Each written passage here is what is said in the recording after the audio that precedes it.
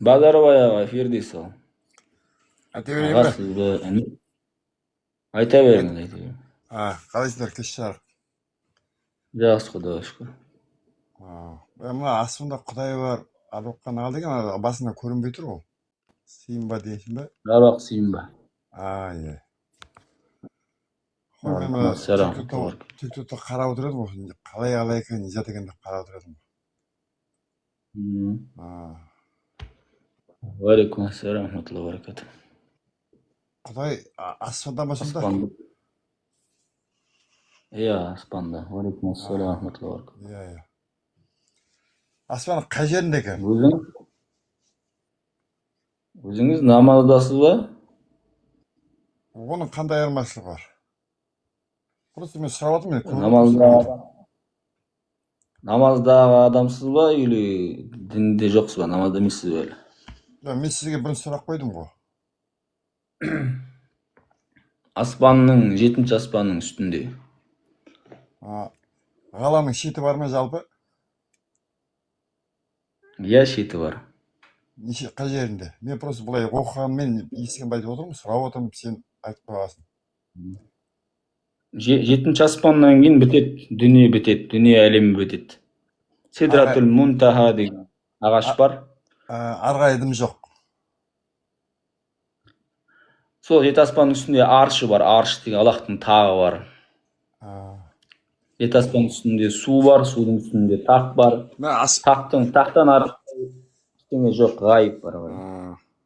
Алла Тағала бар. Мен ана Ысқақты тыңдаймын, ананы тыңдаймын, бір тиктокта көріп қалған тыңдай беремін ғой. Иә. Сол сенде көріп қалып сұрайын отқаным сұрақ туындады. Аршы деген Аллахтың тағы. Аллах Тағала патша, сол тағының үстінде. Бүкіл әлем патшасы ол. Тақ болғанда қандай тақ? Жаңағы не ме?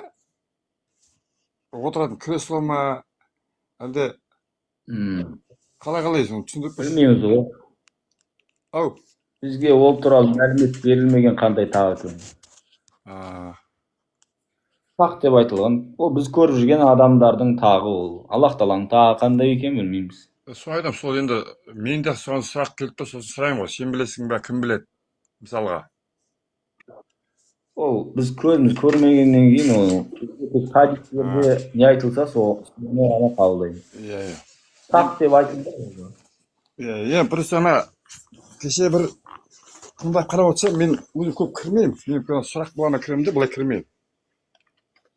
Ана Ысқаттікін бір тыңдап қалсам, сендер Құдайды адам қылып қойдыңдар дейді. Құдайды. Бұл Құдай не таққа отыратын адам ба, әлем ба, түген ба дейді ғой. Сосын ғой, мен сосын маған да ой келеді, мен де ойланамын. Бұл қалай болып кетті? Мыналар былай дейді, сендер былай дейсіңдер. Енді ол Ысқақ деген негізінде Құдайға сенбейтін адам ғой.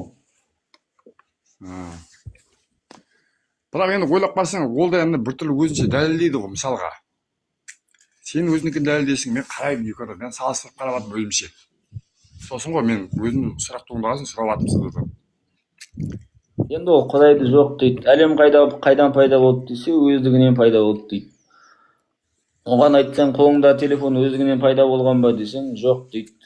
Онда телефоннан да үлкен болған, қалай өздігінен пайда болған? Қалай өздігінен пайда болған? Қуат ол. Өздігінен телефон пайда болмайды, өздігінен үй салынбайды, өздігінен машина жүрмейді, бірақ әлем өздігінен пайда болып қалады. Мына адам өздігінен пайда болып қалады.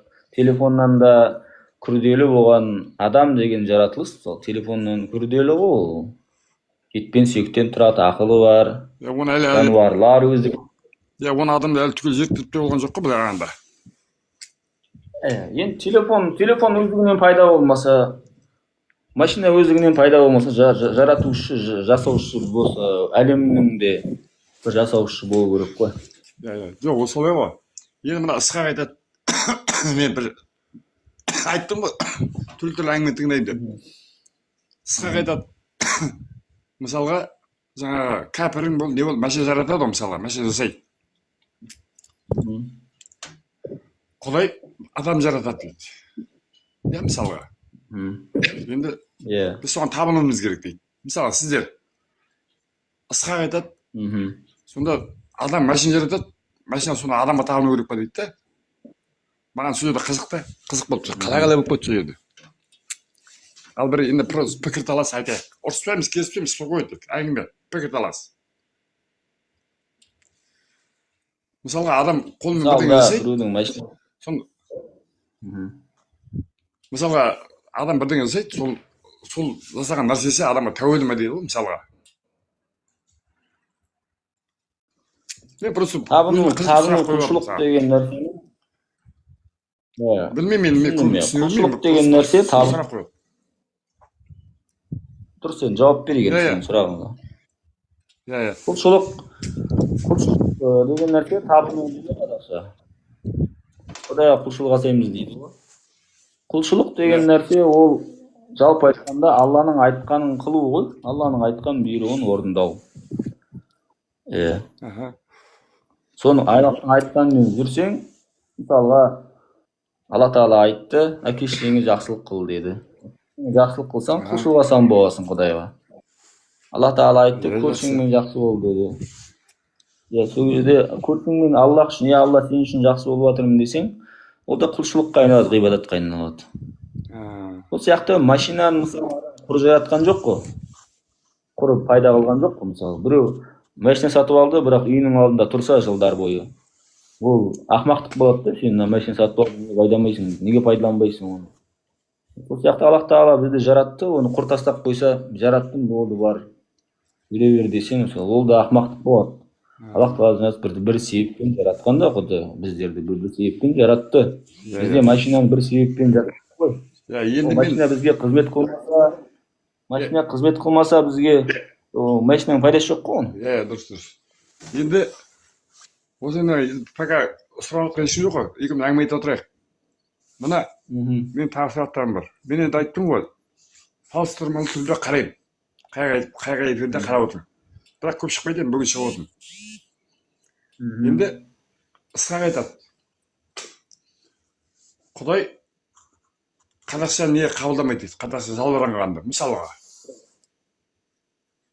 Тыңдап отыр ғой, мен өзім сұрап жоқпын. Қабылдайды Құдай. Құдай бәр. Енді онда мысалға намазды өзің тіліңде оқысаң болады, Құраннан басқасын айта беруге болады өзің тіліңде. Ал мысалға мен қазір жұмыста жүрмін. Мына жеті нан пісіреміз, білесің ғой. Жеті нан. Бір жерде жеті шелпек дейді. Нан. Жеті нан пісіреміз, иә. Соны әйет оқы дейміз, біздер бала кезімізде әйет оқығанда баяғыда араш оқыды. Иә? Араш оқыды, оны кейіннен біз жаттап алдық. Мен де білемін, оқуды. Бірақ мағынасын түсінбеймін. Ол енді интернетте қарайым, әлі бір сәт түсіп жүр, переводын қарайын деп едім. Жеті нан пісіріп алып, мен арабша оқыдым, мен не оқыдым, мен де білмеймін, мысалға. Ал мен соны жеті нан пісіріп алып, мен неге қазақшалап, мен ата-бабаларға тие берсін, аруақтарға тие берсін, әумин деп неге жей бермеймін? Өйтсе қалай ба? Болады, қазақша айта берсін. Сол айтым ғой, мысалға. Міне, я Алла, мына жеті-желпек емес, енді бұл нанды садақалы болады, продукт садақалы болады. Неге мені жеті-желпек? Неге ол жетеу именно? 10-нан тарат, 20-дан тарат, сөйтті айт, я Алла, мына нанымның садақасын қабыл ет, мұқтаждар жесін. Қазақша айт, қабыл ет, мен енді қайтыс болған кісілердің артына бағыштадым мына сауапты. Құран оқымай-ақ қой, Құран қажет емес. Соны айтып отқан, мен шүйдеп жатырмын, мысалға, ет жейміз, бас асамыз. Шеке дейді, білесің ғой. Шеке асамыз, әйт оқы дейді. Мен айтам, ол бір үйге бат оқуға барасың, мысалға, бат оқисың, қайтқан кісіге. Барасың, жаңағы бір 2 сүрені оқисың. Үйге келіп, жеті нан пісіресің, сол сүрені оқисың. Мысалға. Не сүре оқисың? Жаңағы Фатиха мен Ихлас қой, жаттауларымыз біздің. Құлқула. Болды. Онда итом. Анасын білесіз бе? Ау. Мағынасын білесіз ба? Мағынасын білмеймін, сол қарайын деп әлі бір құнттамай жүрмін, әлі әнімін деймін, ұмытып кетемін, қарып қалып қой. Мағынасын айтайын мен. Айтшы соны, мені Құл бір. хуаллаху ахад. Иә. Айт ол Алла жалғыз дейді. Алла біреу дейді. Құл хуаллаху ахад Аллаху деген бе? самад. Иә. Айт ол Алла жалғыз дейді. Айт деп пайғамбарға не үшін айтып жатыр? Айт деп Иә. кімге айт деп жатыр оны? Құл хуаллаху ахад Сонда деген бе? пайғамбардың неге айт деп айтып жатыр? Құл деген айт деген сөз. Кімге айтуға бұйырып жатыр пайғамбар? Сонда араб мүшриктері, арабтар келіп айтқан ғой, сен біздің құдайларымыздың ағаштан, тастан, нешеден қашап алған құдайларымыз. Сен құдайың қандай өзі сен? Сен құдайың қанша өзі? Материалы қандай сен құдайың өзі деп сұраған ғой. Иә. Сол кезде пайғамбар саллаллаху жауап ретінде Аллах тағала түсірген. Айт аналарға, құдайың қандай, құдайдың материалы қандай, құдай қаншау деген адамдарға айт ол Алла біреу деген. Құл хуаллаху ахад, айт ол Алла біреу. Аллаху самад, Алла мұқтажсыз деген. Аллах тағала еш нәрсеге мұқтаж емес. Ләм ялид ва ләм юлад. Точнее айтқанда, туылмаған, оның әке-шешесі жоқ, оның бала-шағасы жоқ, әйелі жоқ. Және уәләм якуллаху куфуан ахад, және оған тең келетін теңдес жоқ. Күш-қуатта, білімде, көруде, естуде, ешқандай теңдес жоқ. Міне төрт аят міне. Алла біреу, Алла мұқтажсыз, және ол туылмаған, әке-шешесі жоқ, бала-шағасы жоқ, әйелі жоқ, және оған тең келетін теңдес жоқ деп олардың сұрақтарына жауап бер деп айтқан. Құл хуалланың тікелей аудармасы осы ғой сонда да? Арабша білемін ма олар? Иә, сол енді тікелей бізге аударғанда сондай болады да? Дұрыс түсіндім. Мен соны бір интернеттен қараймын ғой деп едім, біз сәт түсіну керек. Онда бізде жетінанға айт оққанда оны айтпай басқаша айта беруге болады онда. Өзің дұға қыла бер, бүйтіп, я Алла, я Құдай, жет шелпек емес айтып отырмын ғой, неге жет шелпек ол, неге именно шелпек ол? Любой продукт алып бер, жетеу емес ол, 10 ал, 20 ал, 30 ал, жетеме, шектеме. Ол да ақымақтық қой ол. Онда кім? Сұрақ просто бұл біздер осы есіміз жиғалы сол жетінан деп келатырық қой.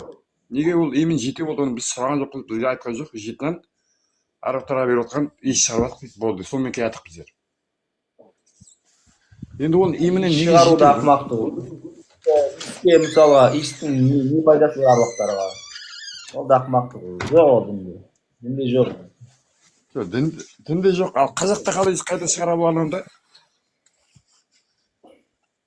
Білмеймін, оны шығарған адамдарды кездестірсеңіз, қиямет күніне тұрады. Оны кім кездестіре алмайтын шығармыз, оны білмеймін ғой енді. Просто енді эфирде кездесіп қалсын, мен сұрап жатырмын. Сен отырсың, мен отырып, сұрап жатырмын. Мен дінге қатысты жауап беремін. Мен дәстүр, қазақилық, енді мен дінге қарсы айтып қалған, мен жаңағыда аяттар сұрап жатқаным ғой. Жаңа бат оқу болсын. Қазақтың аят ғұрпы ғой, жеті киелі сан дейді. Енді осыған сұрақ. Немене неге жеті, неге ол киелі? Киелі деген не мағына береді ол жеті? Вот сол вопрос. О дінде жоқ киелі сан, жеті деген киелі сан деген нәрсе жоқ дінде. Бір нәрселерді киелі, қасиетті, ерекше қылмаңдар. Ондай сан ерекше болмайды, ай ерекше болмайды, күн ерекше болмайды, жаман күн, жақсы күн, жақсы ай, жаман ай деген нәрсе жоқ дінде. Барлық ай жақсы, барлық күндер сәтті. Онда неге жұма неге қасиетті болады? Мысалға. Неге қасиетті жұма деп айтады? Қасиетті жұма деген мағынасы. Сен өзің айтып отырсың ғой. Күннің несі жоқ, бәрі жақсы күн. Айдың бәрі жақсы, анау жақсы, бәрі жақсы болсың. Жаңағыдай қасиетті дейтін жоқ. Мен қазір жүрегімде жұма қасиетті дейтін сөз әлі бар, тұр. Неге именно жұма қасиетті? Мен білмеймін, мысалы, біз солай өстік. Несімен қасиетті ол? Жұма күні қасиетті дегенде, қазақтар ғой қасиетті деп айтады оны. Араб тілінде қасиет деген сөз жоқ. Жұма күні, сол күні мұсылмандар бас қосып, уағыз тыңдайтын, бір-бірімен кездесетін, мешіттерде бірге кезігетін сондай күн болғаннан кейін, және қиямет күні жұма күні болғандықтан, сол жұма күні сәл құрметтелген күн да, сәл Аллахтың тарапынан құрмет берілген күн. Жұма күні, аптаның бір күні. Яһудилерде суббота, христиандарда воскресенье. А так ол жұма бір қасиетті ерекше күн, ол күні намаз оқысаң сауаптарың еселеніп кететін күн деген ондай жоқ. Барлық күнде сауап бірдей беріледі. Барлық күн берекелі. Барлық күнде дұға қабыл болатын уақыт бар. Барлық күн қасиеттіге келсем әңгіме жоқ. Бұл күннің бәрі сәттілік, жаратылдық па, жаратылып жатырық, тіршілік па, шүкір деп жүреміз ғой мысалға. Дұрыс қой. Ал адамдар керісінше, имансыздар, кәпірлер черная пятница дейді. Сол күнді черный қылып тастаған. Ол мұсылмандар үшін Ол енді бір жол болмаған, оны бір жол болмағанда біреулер айтады. Мен де көп білмеймін, біздер сәуегей адамдарымыз ғой. Сіздің кезде туған деген сияқты. Сен жаңа айтып отқан жаңа черный пятница деп отқаның, мысалы ғана 13-ші нөмірді көп жерде жақтырмайды. 13-ті. Бар ғой мына. Енді ол христианда ма, басқа ма білмеймін. Жалпы мына соғыс мезгілінде талғат бегілер 13-ші самолетпен талай шыққан ғой. Ал бір жерде бір естеймін, мен көзім көріп көрген жоқ. Мына 10 қатар, 15 қатарлы келеді де, 10-ші этаж, 11-ші этаж, 12-ші этаж деп кетті, 10-ші этаж жоқ, сразу 14-ші этаж болып кетеді екен. Олдан адамдық. Шариғатта ешқандай санда қасиет жоқ. Жаман сан деген сан жоқ, 13 сан жаман сан деп есептеледі, ана нелерде, еуропалықтарда. Ондай 13 деген сан. Ол қай дінде ме, не деген білмеймін, жалпы естігенім ғой. Өзіңіз енді... Сен атың кім еді? Ербол. Ербол? Енді өзіңіз не болдың? Құдайға сенетін болдыңыз ба, сенбейтін болдыңыз ба? Құдай менің жүрегімде. Мен... Значит, Құдай бар екен. Бір... Әлемнің жаратушысы бір Құдай бар екен. Бұл Құдай дейді, біреу Аллах дейді, біреу анау дейді, ол шаруам жоқ. Сыпаласпен білшім, менің басында қатырым жоқ. Бірақ бәрімізде бір жаратушы бар. Оны біреу Алла дейді, біреу Құдай дейді. Дұрыс қой. Бір жаратушы бар, мен соған сенемін. Ол менің жүрегімде. Енді сол Құдай бар ғой, бізде енді бекер жаратқан жоқ қой енді. Машинаны біз бекер жасамаған сияқты. Сол Құдай енді бізге бір қамқорлық көрсетіп, бүкіл нәрсені білуші болса, бүкіл нәрсені естуші болса, бүкіл нәрсені көруші болса, сол Құдай бізге бір кітап жіберіп, пайғамбар жіберіп, бізге тура жол көрсету керек еді ғой. Мына заманда біз басымызды тауға тасқа ұрып жатырмыз. Не дұрыс емес, не жаман, не жақсы біле алмай жатырмыз. Сол мынау жақсы, мына сендер жақсы боласыңдар, мына боласыңдар. Мынау дұрыс, мынау дұрыс емес. Соны айырып беретін бір пайғамбар или бір кітап жіберу керек еді ғой. Мейірімді болған Құдай, бізді жаратқан, көз берген, құлақ берген, ақыл берген, аяқ берген, қол берген Құдай енді бір мейірімді ғой. Әке-шешемізден де мейірімді ол бізге. Бір тамшы судан жаратты. Енді сол мейірімді болған Құдай енді неужели бізге бір кітап жібермейді, өзінің бар екенін айтып, өзімен бір кездесетін күн бар екенін айтып, бір ескертіп, ей құлдарым, ертең менімен кездесесіңдер. Соның мен кездесетінің алдында мына кітапты оқыңдар, пайғамбарға еріңдер деп живой пример ретінде пайғамбар бір адамды пайғамбар қылып жіберу керек еді ғой енді. Сол пайғамбарлар көп болған енді. Адам пайғамбар, Мұса пайғамбар, Нұх пайғамбар. Енді Ербол, енді қазіргі жағдайда бәріміз интернетте, тиктокта көріп отырамыз ғой. Жаңағы ана жерде мұсылман қырылып жатыр, ана бүйтіп жатыр, мынау сөйтіп жатыр ғой, мысалы көп қой, сұрақ көп. Мысалға ана Палестинада қырылып еді, ана еврейлермен. Енді осы 2 күн болды ма, неше күн, 1 апта болып қалды ғой. Иран қырылып жатыр, Сирияның бұл быт-шыт болды, анау быт-шыт болды. Сонда енді ойлайсың ғой, Құдекең сонда бір өзіміздің бірақ ислам мұсылман деп жүрген адамдар бір құдай бұрылмай ма екен? Ал Трамптың ғой істеп жатқан, Путинмен екеуі ғой істеп жатқан. Қытайдың Си Цзиньпин үшеуі. Үшеуі де мұсылманға қатысы жоқ. Сонда мұсылмандарға неге дым бермей жатыр деп ойлаймын мен. Неге ана Израильде мұсылмандар неде Базарбайға сұрақ. Базарбайға сұрақ.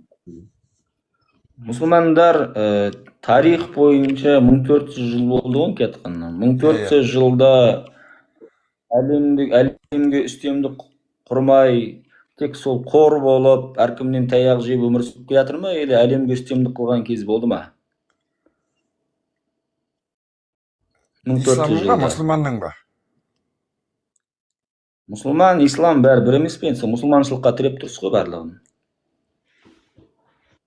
Мұсылман үстем болған кезі болды ма? Дүниежүзі бойынша Үстемдік ма? құрған кезі болды ма әлемге? Дүниежүзі бойынша ма? Үстемдік құрған. Ол енді тарихқа шорқақпын мен енді. Енді араб төбектерінде Тарихты білмесеңіз мен айтайын. Тарихты білмесеңіз мен айтайын. Мұсылмандар. Мен айтып жіберейін. Мұсылмандар. Жоқ, мен айтып жіберейін, сіз айтасың. Мына ислам діні бастаған кездің жобасын білемін ғой. Араб төбектерінің басылып тұрса жайылды ғой. Жайылып, мынандай жылда мынандай жерді алды, мынандай жерді алды, мынандай жер алды деп айтылады мысалға. Жаңағы біріктірді деп. Оны жалау алды, болмаса соғыс демейді. Біріктірді дейді. Дін жайып алды, қанат жайып алды дейді ғой. Соны білем. Жаңағы үстемдік құрды дегенде соны түсінемін. Басқа енді жаңағы екінші айтпақшы жаңағы христиандармен крестоноспен мұсылмандар соғысын білем. Жобасын. Қай жылдың несін білмеймін.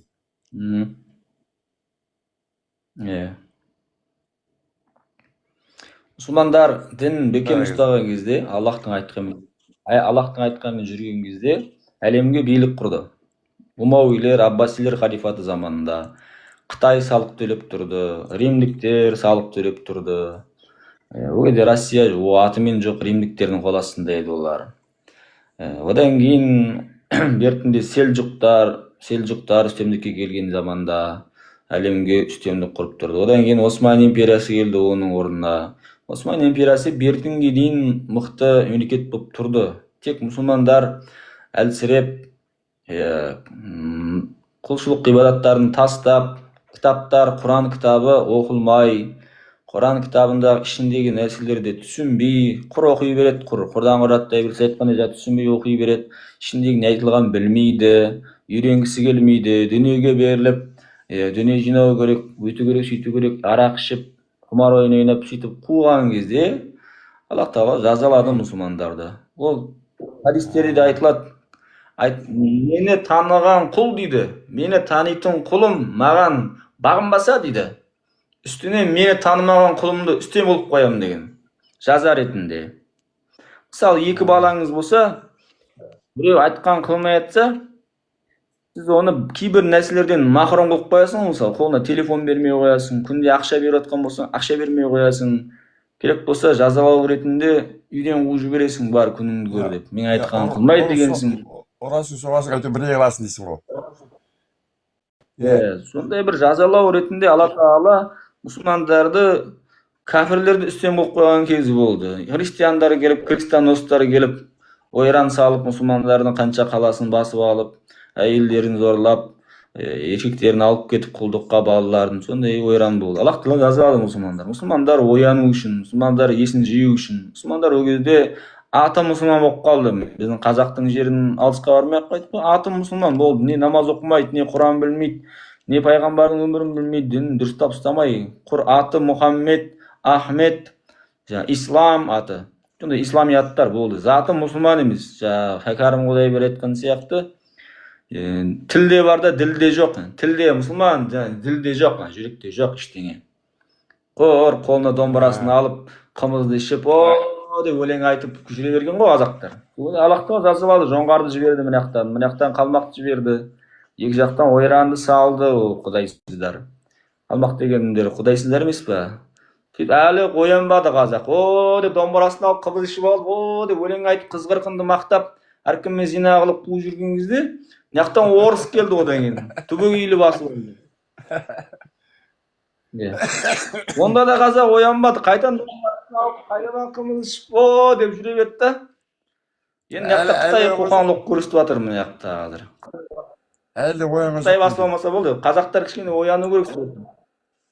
Дініне қайтып, Құран хадисті үйреніп, қайтадан мұсылман болған кезде Аллаху акбар деп, Қытайыңды, орысыңды қорқайын деп тұр ғой, дірілдеп қазақтардан бүйтіп. Мұсылман болған кезде қорқатын болады. Жаңағыда тәңір болатын болса, ана орыстардың қол астындағы чукча, якуттар сияқты құриды. Тілі де жоқ, басқасы да жоқ, орыс оқиды. Ал Базарбайға енді мұсылман болсаң кіші енді. Ашхаду ан ла илаха иллаллах, ашхаду анна Мұхаммад расулуллах. Айтасыз ба? Ашхаду ан ла илаха, ашхаду Мұхаммад расулуллах деп. Осы бәрін білемін жатыр. Аллахтың жазасы бар қиын. Тозаққа түсіп кетесіз мәңгілік жаһаннам тозақ. Мәңгілік тозақтан түсіп кетесіз. Ербол, мына сен эфирге қай уақыттарда шығасың? Мұсылман болмасың. Мен өте реткі шығамын, арасында шығамын. Қолым босағанда. Мен бүйтіп отып өйсіп қарауды көп қалып соға кіріп отқаным ғой. Бұлар әңгіме айтуға тұрар екен. Неге сен өткенде бір-екі өйсіп кіріп едің біреулерге? Бұл сұрақтар қойсам, сен кәпірсің, сен атесін деп шығарып тұрайын. Сенмен бір сөйлесіп отқаным осы мен. Сол сұрап отқаным, бір тағы бір отқанда бір әңгіме айтайық, сұрақ қояйық.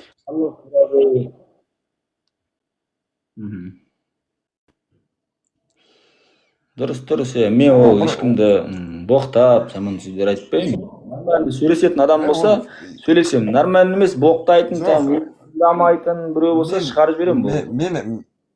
Мен қисық болсам да, мысалға сізге сұрақ қойма хақым бар, сұрайын, жауап берсең, жауап бересіз, қарайсыз, өзі дұрыс қой ол. Мысалға да, солай емес пе? Солға мен түсінбей жүрген жерім сұрайын. Базарбайға енді неге мұсылман болуыңызға не кедергі, қандай сіздерді мазалайды, не күмән бар жүрегіңізде? Біздерде әуелде құтты әшеуміз кесіп пішіргенемесе мұсылманбыз ғой әуелде біздер. Мұсылман ол піштірілмемен мұсылман болмайды Базарбайға. Ол яһудилерде піштіріледі. Піштірілме мұсылман болады. Әуелде біздің бала кезімізде піштірілмеді. Базарбайға қараңыз. Ол надандық ол таза. Үштегің ұшында мұсылман болмайды. Сен, Ербол, бұқтан просто әлде сұрақтар бар. Камера уақытым болып қалды, ренжіме. Просто мен сен уақытын сұрап қалың, тағы болса кірік дегенім ғой тағы да. Болды, рахмет, Аллах хидаят берсін, тура жол берсін, иман берсін жүрегіңізге. Аман болыңыз, кіріп тұрыңыз, сұрақтарыңыз болса қойып тұрыңыз. Соғайда сол эфирді просто білейін дегенім ғой. Батыс жақтансыз бе, Қарақалпақстаннансыз ба? Қаяқтансыз? Жоқ, Атырау. Шығады, Ербол Рүстемұлы деп жазсаңыз. Атырау. Ербол Рүстемұлы. Тіліңіз айту жаққа кетіп бар. Жақсы, давай аман бол. Болды. Аман бол.